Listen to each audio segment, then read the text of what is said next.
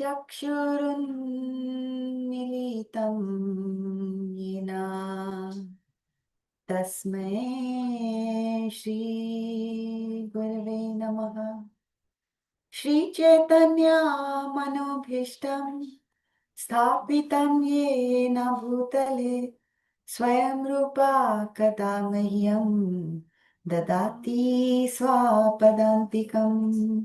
वन्देऽहं श्रीगुरो श्रीयुतापदकमलं श्रीगुरून् वैष्णवंश्च श्रीरूपं साग्रजातां सहगणा रघुनाथान्वितं तं सजीवं साद्वैतं सावधूतं परिजनसहितं कृष्णचैतन्यदेवं श्रीराधा कृष्णपादान् सहगणा ललिता श्रीविशाखान्वितंश्च। हे कृष्णा करुणा सिंधो दीनबंधो जगत्पते गोपेशा गोपिका कांत राधा कांत नमस्तुते। तप्त कांचन गोदांगी राधे वृंदावनेश्वरी वृषभानुसुते देवी प्रणमामि हरिप्रिये। वाञ्छकल्पतरुभ्यश्च कृपा सिन्धुभ्य एव च पतितानां पावनेभ्यो वैष्णवेभ्यो नमो नमः। जय श्री कृष्ण चैतन्य प्रभु नित्यानंदा श्री अद्वैत गदाधर श्रीवासादि गौर भक्तवृंदा। हरे कृष्णा कृष्णा कृष्णा हरे हरे हरे रामा राम राम हरे हरे। गौर प्रेमानंदे हरि हरि बोल। Thank you, dear devotees, for joining us here today on a Saturday. It's a weekend, and there were so many opportunities and options for you to spend your time, but you chose to come here and participate in Krishna Katha. So you can congratulate yourself on making such a fantastic decision. Give a Hari Bol to yourself. Hari Bol. Hari Bol. Okay. Now, one of the feedback that I got from my previous recordings as people were writing comments was that they are not able to hear, which means that when you are reading, you're going to read it A, loudly, 2, softly, 3, super softly. How are you going to read it? Loudly. Okay, right. So then there's nothing new. Today, we have been reading this for I don't know how long, almost a year now, more than a year, right? Yeah, more than a year when we started reading this book. But this book is so deep and it draws upon the Vedic wisdom, which is basically the Vedas, the Sutras, Vedanta Sutras, as well as Bhagavad Gita, Srimad Bhagavatam, like that. So we did go very deep into each chapter. And so this book is about 4 questions that should be asked. And why we should be asking these 4 questions? Do you remember? If you answer, you have to give me the answer on the microphone so that the audience can hear. And I don't see anything here. I don't see a microphone here. So why do you think that we should be asking the 4 questions? I'll give you the hint. The answer is in the name of the book itself. Why should you ask 4 questions? Pathway to inner peace. It's the pathway to inner peace, right? So if you want inner peace, then these are the 4 questions that you should ask. Okay, now let's see what are the questions, right? We've done 3 questions so far. So if you turn to the back of the book, you will see the 4 questions listed there. All right. So the first question is, what is my purpose? Second one is, how may I be of service? And the third one was, what is the lesson, which we did recently, right? About less than a month ago, where we were saying that whenever we are facing some negative things in life, or things are not going according to what we have planned it, then that is a time where you have to ask the question, what is the lesson, right? Instead of asking and blaming and thinking why, why am I going through this? Why is this happening to me? Why me only and why not others and all that? We should just stop, sit back, and then pause and think, ask the question, what is the lesson, right? And then today's question is the last question of the book, and where it says, where am I investing my attention now? Okay, because where attention goes, energy flows. Okay, so what's the page number? I'm still getting- 163. Okay, go ahead and we can start reading round robin, and you have to read really loudly. Okay, all right. So who's going to read? Devi, you are to my closest. You have to read, and you can set the tone and the volume also, so others can follow you. Question 4. Where am I investing my attention right now? Our final question, where am I investing my attention right now, contains two particularly important words. The verb investing invokes an awareness of the fact that my attention is valuable, and the noun attention contains root 10, meaning to stretch. In attending to something, you stretch towards that object, creating a connection like a tendon connects muscles to bones in the body. So, attention is the active direction of the mind upon some object or topic.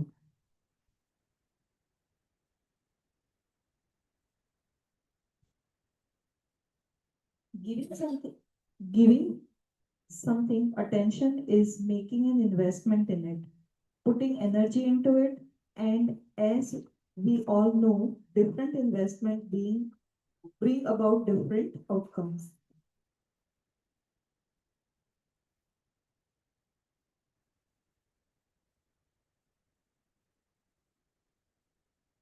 We are this. We are sparks of the supreme, because it is an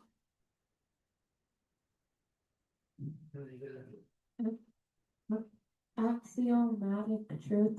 It bears repeating that, according to the yogic teachings, we as sentient, conscious beings are sparks of the supreme.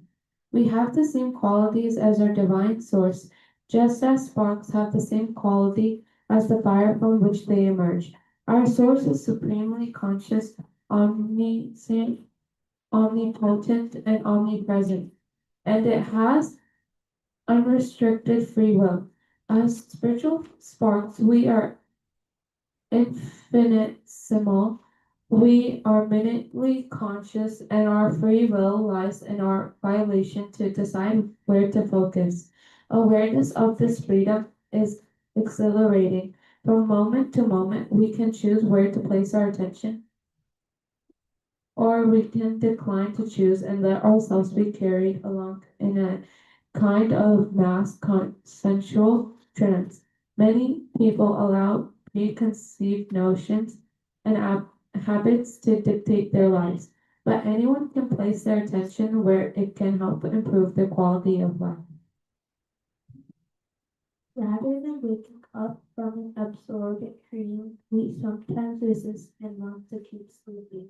Even when the alarm clock rings or someone tries to wake us up, as the saying goes, it's impossible to wake up a person who's pretending to sleep.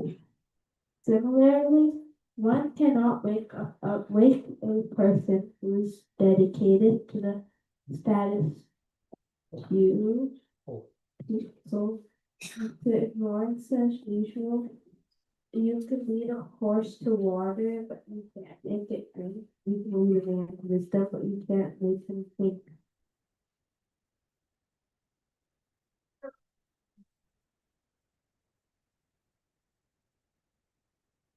Those determined to remain in their trance, to ignore the power of their own ability to choose where they place their attention, seek the association of those who support this constricted way of thinking. People addicted to drugs or engaged in other self-destructive behaviors tend to associate with people who are doing the same and avoid spending time with people who could help them give up those habits. In society that neglects or even outright denies spiritual values in life, destructive behavior becomes the norm. In such an environment, people who try to awaken spiritually are often maligned by those not inclined. People dedicated to remaining in ignorance thinks that spiritual practitioners are foolish for wasting their time pursuing the fantasy world. Krishna therefore instructs Arjuna, what is night for all being in the time of awakening for the self-control, and the time of awakening for all being as night for the introspective sage. Bhagavad Gita 2.69.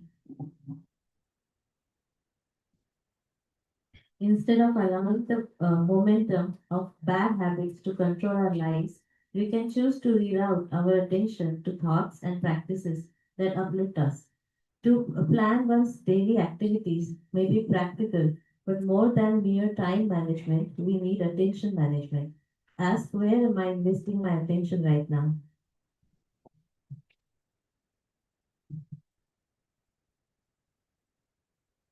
Where attention goes, energy flows. The question, where am I investing my attention right now, is based on the idea that where attention goes, energy flows. Our, our attention is powerful.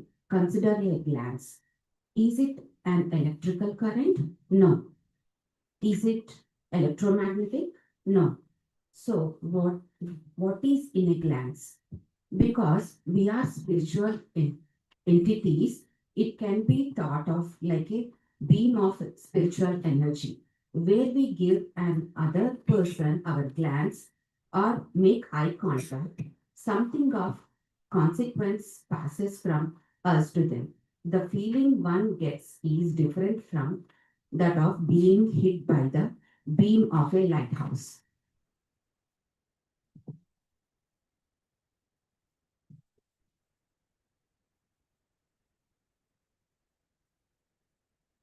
That's the maximum. Anything. थोड़ा आगे आना पड़ेगा सबको.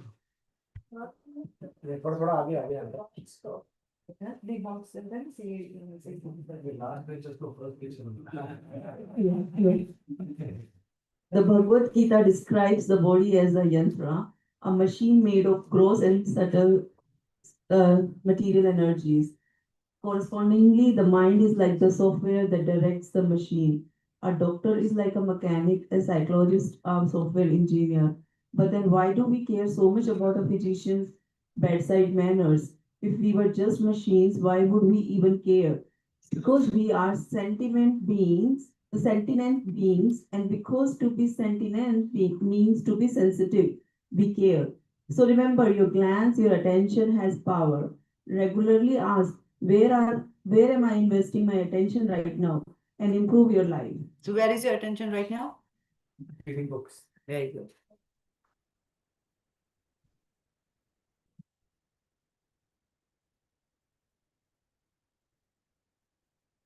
Our power is always in the present moment. We can only act in the present. But in our minds, we can speculate about what is going to happen in the future. In our mind's eyes, we can see scenarios of what might happen, but we don't actually know what is going to happen. We can only deal with what is happening right now. So we'll pause here and I want you all to close your eyes. We'll do a little exercise. Well, you all to close your eyes, take a deep breath and keep your hands free because you'll need them. And then take your left hand and gently, rub the back of your right hand with your left hand. Do you feel it? Yes. Okay, you forgot to put cream. Okay, now I want you to stop that and then again sit back and go and think of how you were 10 years ago. Maybe some of you were not born. Ritwik, were you born already? Yeah. Okay, good. So think about that, right? And then can you just go and touch that hand? Can you? Not that, not this hand, that one from 10 years ago. So this is what this chapter is saying, that you cannot do anything in the past. Now you can fast forward and you can do the same exercise in future, right? I don't know how the hands are going to feel in the future, but so here is that staying and being present in the moment, and that's a big thing. And why it is a big thing is that we are rarely present in the moment, isn't it?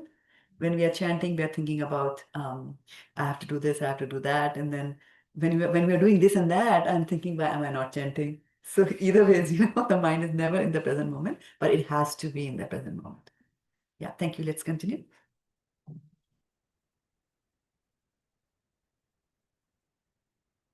About power. One zero six.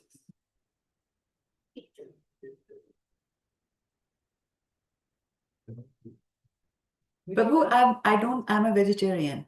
So you all can come a little closer to me. I want to eat you. Backbencher especially. Yeah. Backbenchers have back problem, I think. You come and sit here. Neera, come and sit on the chair. Back support chair. Right? Come.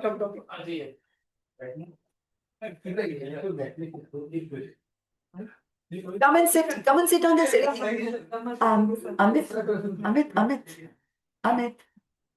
Amit Prabhu. Ashish sorry यहाँ पे बैठा था हाँ आप इधर आ कुछ जमीन में बैठने आते हैं नहीं तो इस यहाँ इसके टेक ले कोई प्रॉब्लम नहीं है नहीं कम हमने डिक्लेयर कर दिया हाँ हाँ दिस इज गुड या प्लीज राकेश प्रभु आप इधर आइए। राकेश को पढ़ते ही नहीं है तो कोई प्रॉब्लम नहीं okay who was going to eat Prabhu please To be effective, then we must widely invest our attention in the present moment. If we keep asking, where am I investing my attention right now? We realize that the only point at which we have power, the present moment. I like to call this preparation mode. If you don't like the state you are in, go into the preparation mode. That means living in the present, which automatically helps create a better future. The word prepare consists of the Latin phrase "prepare" and "parare," to make ready. Thus, prepare means to set something in order or readiness for a particular end. For example, cook. We have to chop, wash the ingredients, chop them up, get water boiling, and lay out the spices. You can only do these steps one at a time, and each one is as important as the other. Similarly, everything we do in life is a process, and every step of the process is important. If we take the steps that are readily available to us right now, we will stay in the present and feel satisfied that we are accomplishing our task.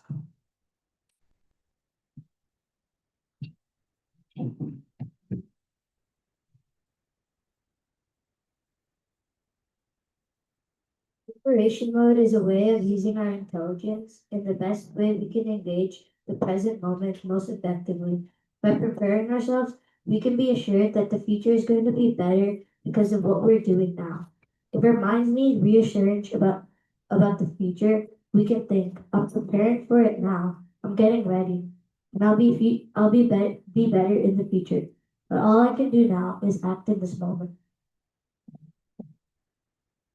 In short, our power is always in the present moment, the platform upon which we move about this world in an enlightened way. By investing our attention in that which is important, most important at each moment, we can be confident that we are doing our best to accomplish our task and thus give up the burden of speculating about the future.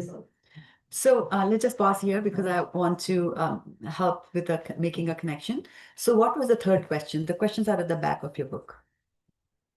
What is the lesson, right? Now, and so when do we ask that question? What is the lesson? When what? Microphone. Microphone. When we are in trouble. Yeah. When we are in trouble, right? When we are in trouble, then we ask that question that what is the lesson, right? Now you see here in this chapter, also it's talking about making your investment, right? Investing your attention. That's what this chapter is about. So when life is treating you badly, and so now you're looking for what is the lesson. So now your attention is moving from criticizing or panicking from the present moment. Your attention has gone to the fact that you're now trying to search what is the lesson from this. And the lesson could be like, this job is bad. I don't like anything about this job. So that's the lesson that I learned, that I need to change it. Then you'll go into the preparation mode, right? Okay, so whatever I'm going through right now in the job is, why is the manager shouting at me? Maybe the reason is that I don't know. Maybe he's right or she's right, right? So then I will go into the preparation mode. I need to take extra classes. I need to learn how to write for executive management, whatever I need to do, right? So these two, actually, all the questions are connected together. And this particular question, which is about where am I investing my attention right now, is tied to all the other questions as well. So if you look at the first question, what's the first question? What is the purpose? What is the purpose, right? So how do I tie this question, today's question, with the first question? If I know my purpose, I will be investing time. I can't hear. Microphone. If I know the purpose of my life, I would be investing my time for fulfilling that purpose or working towards that purpose. Exactly. And if I don't ask the question, what is the purpose of my life? Where is my attention going? Anywhere and everywhere. Anywhere and everywhere, right? Like it says in Alice in Wonderland, if you don't know your goal, any road will take you there. You don't know your destination, right? So that's very important for you to be asking that question. And that is what the biggest problem with us is, right? We are in this material world and we think something very different to be our purpose, right? Like when at least when I came here to America, it was to become a millionaire. And I am a millionaire right now with all this wealth of knowledge with me. I might not have $1 million in bank, but this is what it is. So it's very important to ask that question. And then the moment you ask your question and find the answer to that, then you will be putting your investment in the right place. And that is what it said in the very beginning, the very first opening paragraph of this question said that we are talking about where are you investing your attention. So investment, like, we know about investing in stocks, investing in real estate, investing in this, investing in children, career, so on and so forth. Right? So he's saying that this attention also is an investment. And just as your investments can go bad by placing your attention in the wrong thing, betting on the wrong horse. Similarly, if you put your attention on the right thing, then you will, reap the benefits. For example, second question, how does that tie with this one?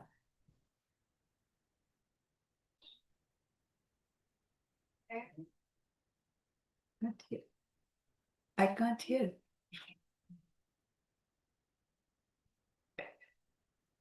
Anybody who doesn't use a microphone from now onwards will have to donate a Srimad Bhagavatam set. That is I have one set, so anybody wants. Okay, good. Thank you for being prepared.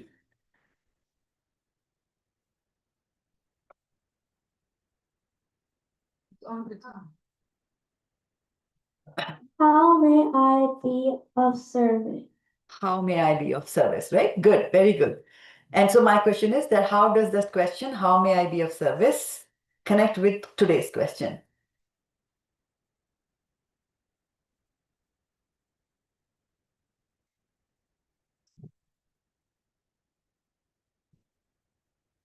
So if you know your purpose, Or Pasla?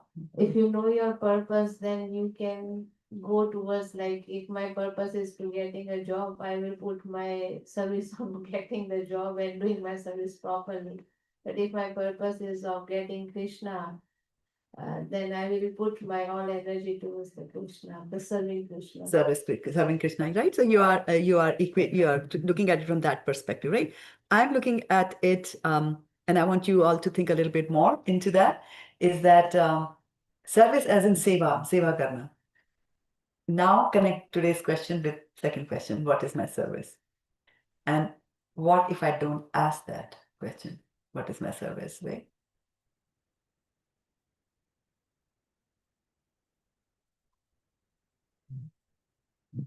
If I don't ask that question, then I will never do the service. If you don't ask that question, you'll never do that service at all, right? And so what are, so let's take a hypothetical situation, right? It is not going to be true, so don't be alarmed. Like tonight we're going to have prasadam, right? And so we look at a jackfruit is being served and it looks colorful, and I put it in my mouth and it tastes like horrible. Now I have two options, right? I can just, turn to the Mataji next to me and just say like, this is terrible. And I can spend my time on that.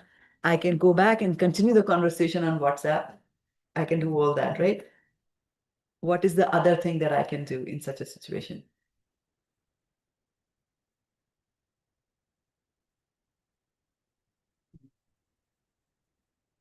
So instead of criticizing, What can I what can I do in such what a can I situation? do to make this jackfruit better? So that What can you do to make this jackfruit better? Now, how will the jackfruit get better? I jaggery? I don't know. I'm not a cook. Yeah, exactly, right? But who's going to act that you're not the cook, right? Yeah, but I can give an idea and check with the cook. You could check with the cook, exactly, right? So rather than just sitting here and criticizing your service, because you know how to cook jackfruits, at that time your service is to impart that knowledge to the cook who might not know. So you see, if you ask that question, so in the first place, where was the attention going? It was going in criticizing. The second place, that's attention going into problem solving, right? So it's everything which is here gets connected to this. It's very, very important to have attention. That's why the author is saying it's an investment. And let's talk a little bit more. He'll talk a little bit more about that as we go now. Okay, good. Let's continue. Whose turn? Okay, Neil. Mataji, so here, just for connection, so we are looking for opportunities for service in this case, right? Because I'm always thinking of how may I be of service. If I'm trying to invest my attention is always Yes. towards Yes. finding opportunities for service. Exactly. That aligns with the goal. Exactly. And once you start doing the service, then your focus will be on the service while you still continue to think, how can I do more service, right? That's what you all do, right? You did little thing, and then I remember we started just reading it, and then Devi Mataji said, let's include the kids, and then much to the kids' chagrin, she said kids have to take notes. So, increasing the same opportunities for the kids. Right, Keshvi? Okay, yeah, let's continue. From mindlessness to mindfulness. We often perform activities without being consciously aware of what we are doing. Stop. Let's take this sentence. It's a very powerful sentence. We often perform activities without being consciously aware of what we are doing. Right? Autopilot. That's called autopilot. Okay, let's take some examples of us doing that. Driving, okay? What else? Attending meetings. Attending meetings? Okay, without being consciously aware of what we're doing. Eating. I was looking for that word. And is it dangerous? Very Yes. dangerous, right? And that is why, in the ancient Indian culture, you were not supposed to even talk when you were eating. The idea was to focus on everything and then use all your senses to engage all your senses in the process of honoring the prasadam which is there. Right now, what happens is that, like here you are on the phone, you have your earphones over here, somebody has put the food on it, and you are looking at the TV and you are eating, right? You end up overeating. So digestion actually starts, with the eyes. When the eyes start looking at it, then the hand goes and touches it. That's why in India they never ate with spoon. You always ate with the hand, right? So it's touching from the feel, then goes into the mouth. From there, the saliva comes. It starts to digest the food, further, and then it goes into the digestive tract. So it's very, very important to pay attention and be mindful of what we are doing. And most of the times, and I've just noticed that our attention span has gone bad. There are so many distractions, which is a characteristic of this age, Kali Yuga. Because of all that, we are rarely mindful, right? At LinkedIn, where I was working earlier last year, they had a position. They were very mindful of their employees, and they had a position in the good days. They had a position. I was very surprised. There was a vice president mindfulness. You have vice president sales, you have vice presidents, software development, R&D, so on and so forth. They had a vice president dedicated for mindfulness because that's what they wanted their employees to, cultivate. So it's very important from mindlessness to mindfulness. And I remember my mom teaching like, it's mindless work you're doing. Like, no, put your focus, and you will see that how the quality improves when you focus. Yeah. Kids, are you listening? Yeah. About mindfulness? Good. Question will be asked. All right, let's continue. Who's reading? Okay, Neera. Sorry, I had stopped you, but it was such an important line. Have you ever met someone and just seconds later forgotten their name? Yeah. Yes. The yoga texts tell us that by practice we can learn to fix our attention. The flood of distractions in the modern age, however, makes fixing our attention difficult. Fortunately, there is a specific kind of meditation that can help develop our power of attention. It is called mantra meditation.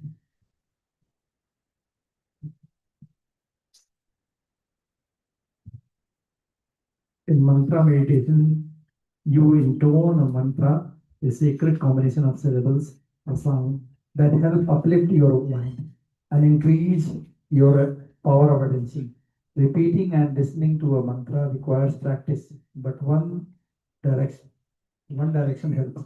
Be aware what you are chanting. Be aware that you are chanting. Have you ever finished a paragraph when reading a book and then realize that you have no idea what, what you just said? The same can happen when chanting a mantra. The cure is being vigilant to notice whether or not one is listening, and if not, to bring one's awareness back to the mantra.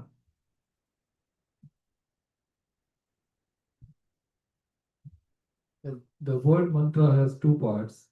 Man means mind, Man. and man means mind, and tantra means to deliver. While we are reciting mantra, our mind's tendency will be to drift away to anticipate activities of the day, or a relationship, or an upcoming test.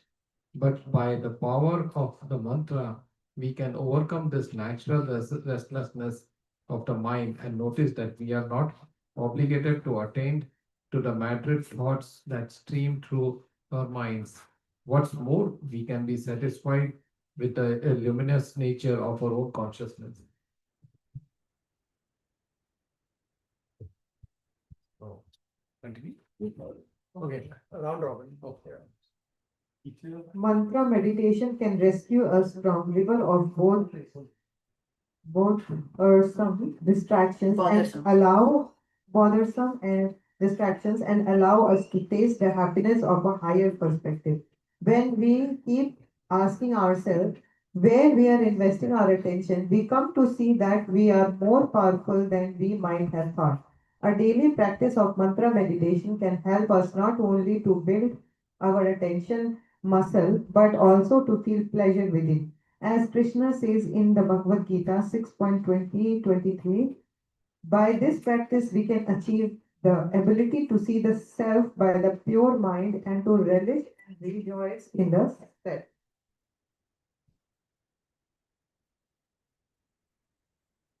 Full attention, the secret to quality relationship. How we realize our attention also affects our relationship. Improving the quality of our relationship can be as simple as giving full attention to other person. In any relationship, our attention is our most valuable asset. How do you feel when you are trying to tell a friend something important and they only half listen because they are busily scrolling on their phone? Not very good, right? Even a tiny diversion of attention can have a big impact. If you look at your watch when you are talking with someone, they will notice that you might even take it as a sign that you don't care about what they have to say. Conversely, if we make a point to our friends, family, and anyone else, our full attention, they'll notice that too. It's something I wanted to share here that when I was in India many decades ago, so there was a training session that was held for the mid managers, which I was there at that time, and so they were focusing on this thing that you should pay attention to your customers and things like that. So they had they had a little exercise there. We're not going to repeat that exercise here, but I'll explain that to you. So they asked for a volunteer, like, is there anybody who wants to, speak something about their hobby? So one person volunteered. Then they asked that person to go into another room. And while the others were remaining here, then the instructor told all of us that when he says something, when he speaks something, you don't pay attention to him. That's all you have to do. Let him speak, he'll speak for 5 minutes, and you just don't pay attention. So then we called that person and he started talking. And and we had a very good group. I mean, they were so good at being, inattentive. I mean, they were making balls out of paper. They were throwing it here and there. Two went at the back and they were playing imaginary cricket and so on and so forth. And we were observing the presenter.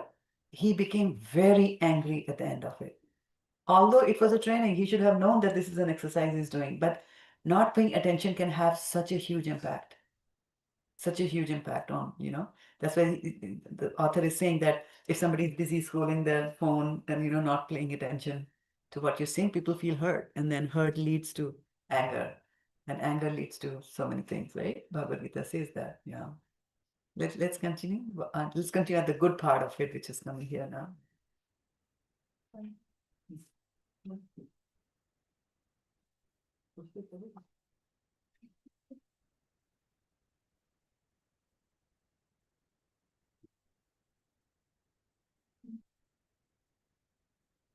Page 110, last paragraph. 110, page 110. Once I was at a conference. I was sitting by myself during a break, collecting my thoughts and enjoying a little peace when a colleague approached me, enthusiastic to share his realizations from the meetings. I was tired and wasn't in the mood to talk, but then I remembered the power of attention and its consequences. So instead of giving him only half my attention, I turned my chair to face him and deliberately gave him my full attention. He was happy, expressed his gratitude, and became friends. And to this day, simply because I decided to give him my full attention that one time.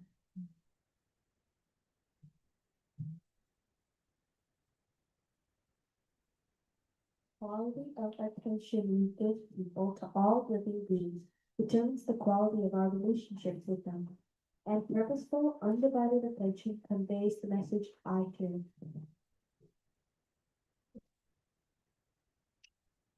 Deliberate to be deliberate. The word deliberate has two distinct yet interrelated meanings. When we deliberate or carefully consider these four questions, then we are empowered to be deliberate or conscious and intentional in all our activities. This is one of the discipline practiced by Sadhu. The word discipline comes from the Latin for learner. The unprepared person asks, why me? The sadhu asks the fourth question.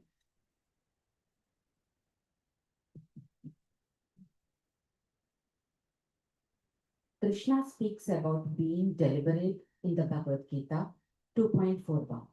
Those who are on this path are resolute in purpose and their aim is one. O beloved child of Kurus, the intelligence of those who are irresolute is many branched. Their aim is one. Ekeha. Ekeha. The opposite, Avyavasayinam means not to have a purpose, not to have a clear idea of where we are going. In this case, our attention becomes Bahusaka, unlimited branch. Our purpose then is not fixed because we have no clear idea of where we are going. Once you deliberate on your purpose and develop a clear idea of your goals, you become more deliberate in the things you do to achieve those goals. By becoming resolute in purpose, You intentionally learn to invest your attention, which leads to being more efficient and feeling more fulfilled. So did you ever feel your attention was Bahushakha? Mataji, because you have so many things to do in the morning, right? The child is shouting, the husband needs this, the boss is there. You have to take care of yourself. Yeah. Yeah. And microphone. She's sharing. Let her share. But okay. And I was thinking, Mataji, like how when the sadhana bhakti is not in our life, then all of our mind is Baushaka only. Like our purpose is not clear, and we are living other people's purpose because whoever we are associating, we get influenced by them, and we feel that is correct, and I should do that. So we live actually other people's purpose and not our purpose. Very right. Very rightly said. Yes. So, but when we come into spirituality, and whatever problem forces us into spirituality, then our purpose gets clear, and then we have peaceful life. And in that association where everyone has the same purpose, it gets watered and nourished. Very nicely said. Exactly. Yeah. So Bahushakha. Avoid the Bahushakha. तस्माद् एकेन मनसा भगवन् सात्वतं पतिः श्रोतव्य कीर्तितव्यश्च ध्येय पूज्यस्य नित्यदा. Tasmad means therefore. After explaining the importance of devotional service, ekena manasa. Ekena means a single pointed attention. So when you're doing anything to do with devotional service, tasmat ekena manasa bhagavan satvatam pati. So the Lord who is the protector of the devotees, satvatam the devotees, pati means who protects. Bhagavan, right? God.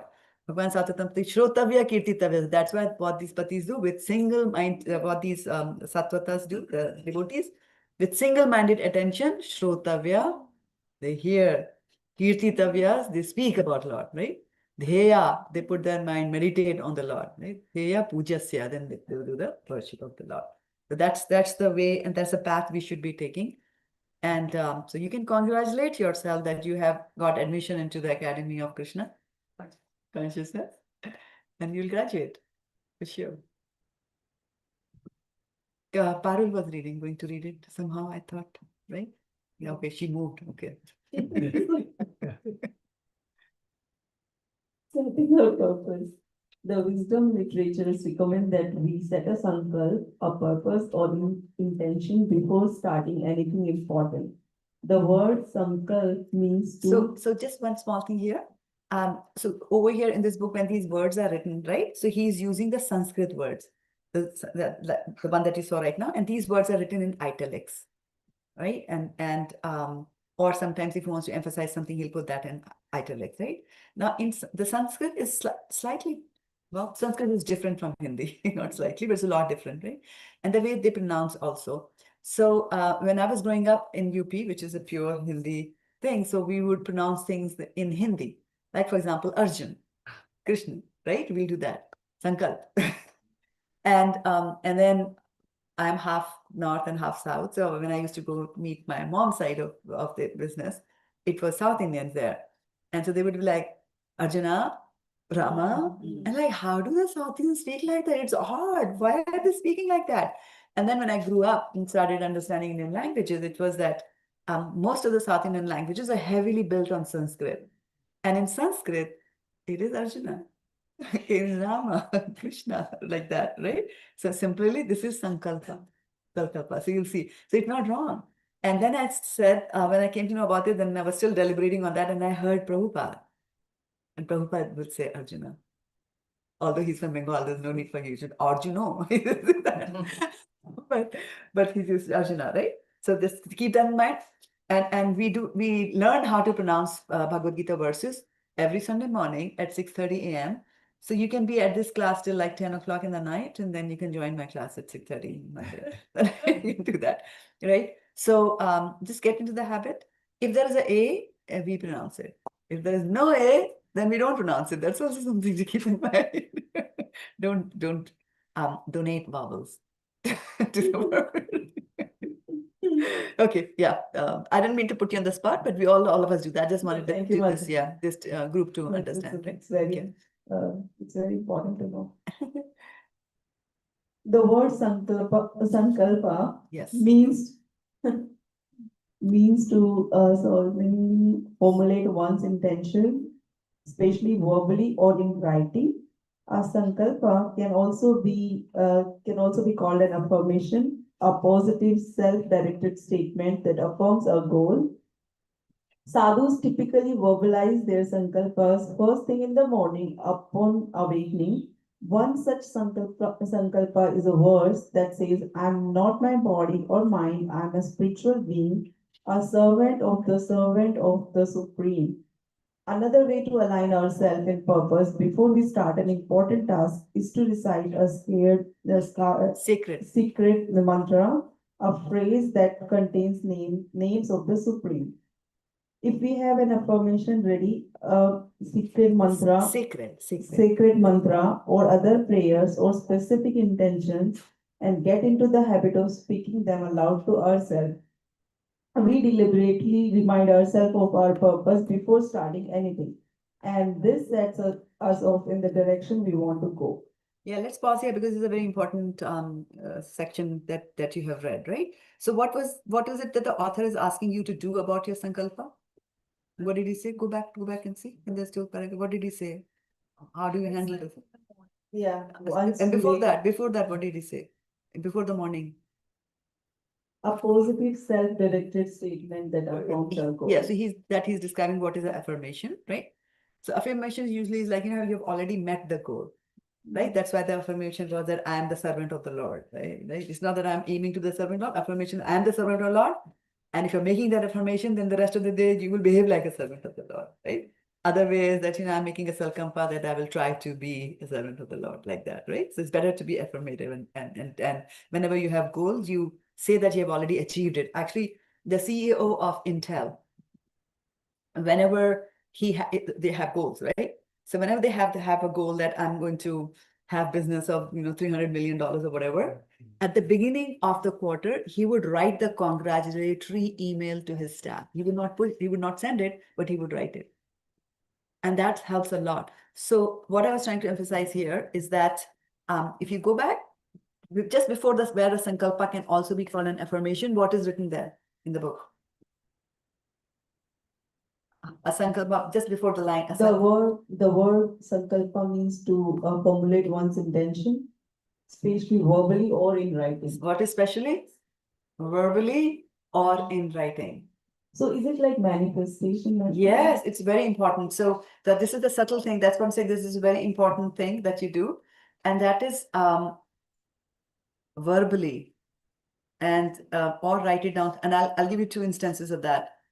On the verbally, that doesn't mean that you're looking at the mirror and you'll say, I'll recite one chapter of Bhagavad Gita. It means that you turn around to somebody and you tell them that I'm planning to. Thank you so much for joining, Prabhu. Sorry to see you go. Yeah, next time. Plan. So yeah, so I just lost my track of thoughts here. So, verbally in writing, right? So yeah, so one way is that you turn around and say, Devi, call her, text her, do whatever. Verbally you're talking, right? Tell her, I plan to read a chapter of Bhagavad Gita. Now the onus is on you because you have told her. Right now you will do it because you told her. Otherwise, it's very easy to have negotiations with ourselves, right? When the alarm goes off in the morning, if you're alone in the bed, you just negotiate with your mind, right? And you always win. Like that, right? So that is one thing. And the second thing is that you give it in writing. I remember when Vaishali Kapoor had asked all of us to read Chaitanya Charitamrita. And so I went and told Raman, thank you. Thank you for joining. Do come again for the next session. Yeah. So we will, so I went and told him that I will read the Chaitanya Charitamrita. Now every night it was like, I've told Raman, this like, oh, I need to read it like that, right? Second thing, what he's asking is, second thing about Sankalpa, look at that, what do you say? Or in verbally or in writing, right? Now there are two things about writing I wanted you to pay attention to. And one is that when you're doing your chanting in the morning, the mind goes everywhere, right? It'll tell you, this has to be done, that has to be done. I have to take that out of the refrigerator, or I have to put it into the refrigerator, put it in the oven, or take it out. Like, what about the laundry, like your dishwasher? There are so many things that you have, it will keep on telling you.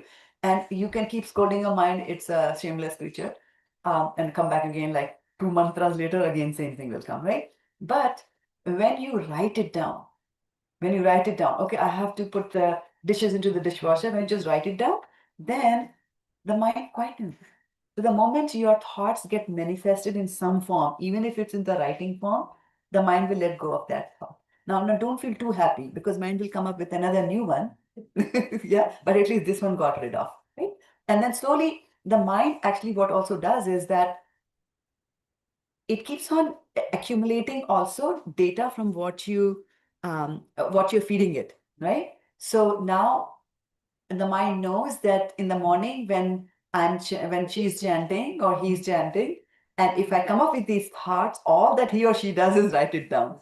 And then that is boring for the mind. So after some time, the mind will stop presenting these two. And that is why your japa becomes better and better and better as you go along, right? This is very important to write down. So in the beginning of this year, Rashishika Prabhu had said that you should write down your New Year goals. Write down your New Year goals. And I was like, I know my New Year goals.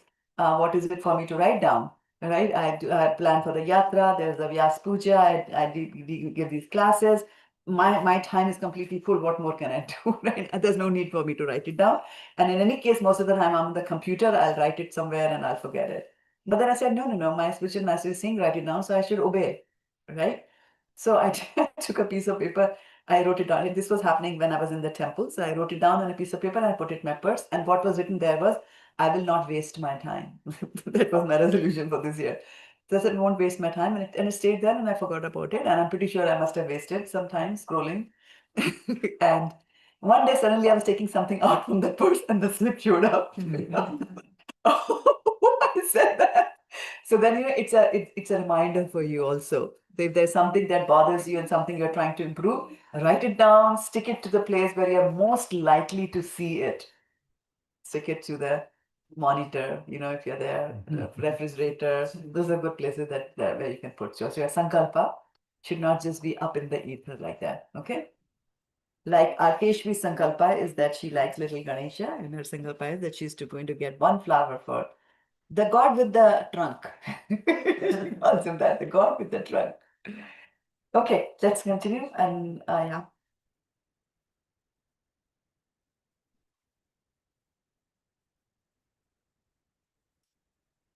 Let's continue with the sankalpa.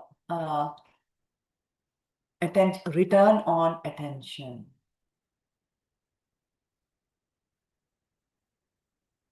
So does it sound familiar? Those who are in finance, what's almost rhyming with it? What almost similar sounding? What is it that is ROI, right? He's taking ROA. He's talking about ROA, return on investment, attention. So if you invest on attention, what are the returns you are going to get from there, right? Let's see. Return on attention. It has been etched in our mind. That's all we know. Return on investment. Lakshmi. Yeah. We are investor. Economic theory call money, dollar, votes. But what is our most important investment, and where does our vote count the most? The answer is where we invest our Can you hold the attention. mic a little closer here? The answer is where we invest our attention. We hear about maximizing our ROI, return on investment, but I like this term ROA, return on attention.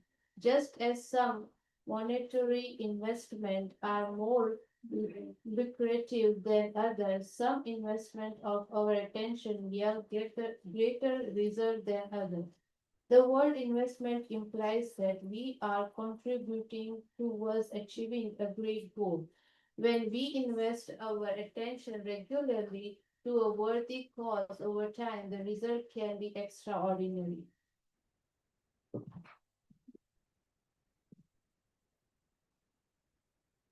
Okay.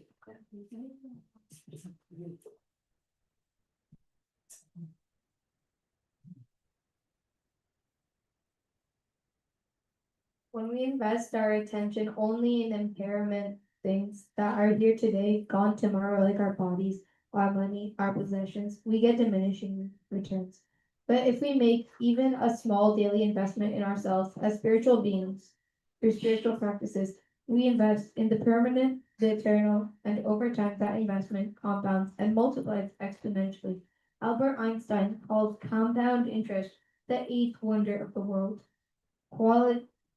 Spiritual practice yields compounding wealth invaluable. Qualities like patience, satisfaction, fearlessness, and so on that never diminish. In the Gita 2.40, Krishna says this is about spiritual practice. In this endeavor, there's no loss or diminutive. Yeah. And a little Diminution. advancement on this path can protect one from the most dangerous type Of fear. Okay. So they talked about diminishing returns, right? Earlier in this chapter, in this paragraph. And so this material world is based on law of diminishing returns. For example, I give you a gulab jamun and you eat it and you like it, right? I give you another gulab jamun, like it, I give you another one. Then when you are on the seventh gulab jamun, does it taste as well as the first one? No. But it's the same gulab jamun, right? So you have diminishing returns. In everything in this material world, there is diminishing returns, right? And then here he says, 2.40, Krishna says about spiritual practice. He says, in this endeavor, there's no loss or diminution, right? And so why is he saying there's no loss or diminution? If I practice if I'm doing devotional service and if I die without achieving, the state goal that I had set, then everything is lost, right? And that is what he's mentioning over here, that nothing gets lost. And that's the only place where nothing gets lost with death. When we die, we have to leave, whether we like it or not, we have to leave everything. Everything we have to leave. And but if you're doing devotional service, the fact that you have read the 4 questions asked in this life, in the next life, when you start picking up the 4 question asked book, it will sound very familiar. You'll understand things quickly. Right? That's why you see some people when they are born, they're natural singers and natural dancers. Everything comes, it's just in the subtle body there. So that's why he's saying there is no. And then in this, and can protect one from the most dangerous type of fear. Now it's important to ask that question, what is the most dangerous type of fear? What is the biggest fear that we have? One would think it is death, right? One would think it's death, but in our philosophy, death is just changing the clothes, right? We went from one body to another body. Now, it is a difficult thing to do, but as Devi Mataji was saying, that the biggest fear from a philosophical perspective, from our philosophical perspective, is to, after death, to go into a body which is not a human body, to go into a lower body, right? Like a dog or a cat or something like that. So that is the most dangerous type of fear. And doing devotional service, even a little advancement that you do, even if you say Hare Krishna Mahamantra 2 times, that's it. Or somebody caught you on the, how our book distributors do, they catch you on the road and they say, please chant with me, and they make you chant a Hare Krishna mantra. Why are they doing that? That is for those who are living almost the life of an animal in the human body. They are making them recite the mantra, making them just do a little bit of a devotional service, even unintentionally, but so that they will not fall down into the lower species of life. Right? So that is what this means. It's a very powerful statement there. Okay. I'm also being cognizant of the time. What should we say? Well, it's 8:11. We also have a play lined up, right? 5 minutes. So, 5 minutes. Please, 5 minutes. I'm just asking you all, right? There are some pages still left. I mean, we can continue this in the next one also, right? We don't have to rush through it. Is that okay? Okay. So I will go on till 8:15. Right. Okay. So let's continue the reading.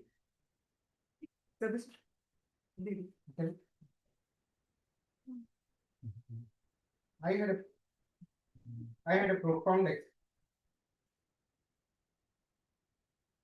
had a profound experience once in Washington, D.C., when I was introduced to a gentleman who was dying. He had never been very serious about spiritual life, but when he became terminally ill, and as death approached, he felt an urge to use the remaining days he had to make up for the time wasted. He asked me to sit next to him, grabbed my hand, and asked me for guidance.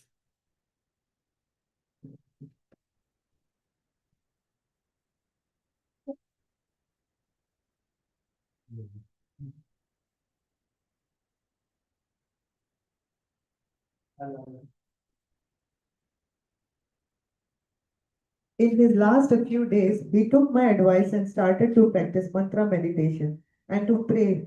I visited him daily, and from his bed, he told me that he wanted to donate money to a local spiritual community. As he was writing a check, however, he turned to me with a pained look and said, "All my life, I have been so absorbed in earning money, growing my investments, and keeping the profit all for myself. It's hard at this point for me to give even a small portion of it away. I'm not used to this."